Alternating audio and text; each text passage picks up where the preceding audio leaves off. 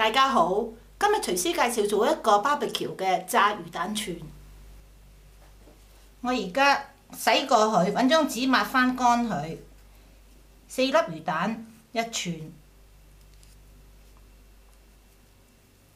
其他都係咁做。我哋做一個調味汁，1茶羹咖喱粉，加入3茶羹水。少許紅椒粉，少許糖，2茶羹白酒，少許鹽，1茶羹豉油，2茶羹麻油，撈勻佢，呢個係茶汁用。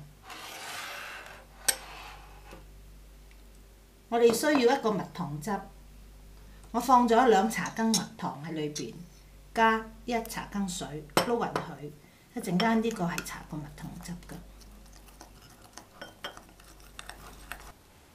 而家去200度，我將嗰啲魚蛋串擺喺度中間。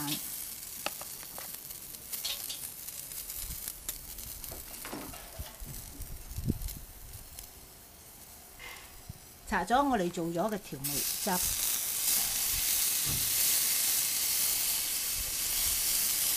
全身又要搽勻佢，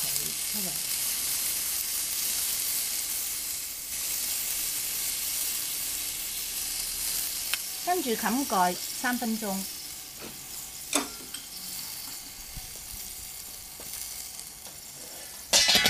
而家3分鐘後，我反一反佢。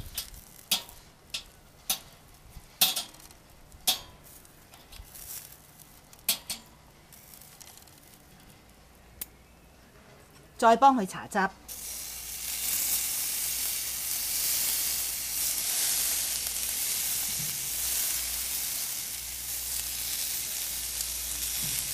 再冚佢3分鐘。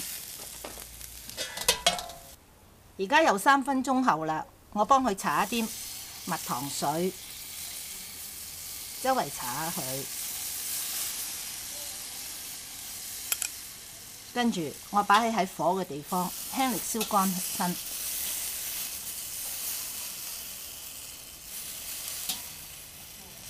周圍燒乾咗就係可以㗎啦。炸魚蛋串已經做好咗啦。呢一邊係茄汁，呢一邊係泰雞醬。好多謝你收睇，希望你鍾意食，下次再見啦。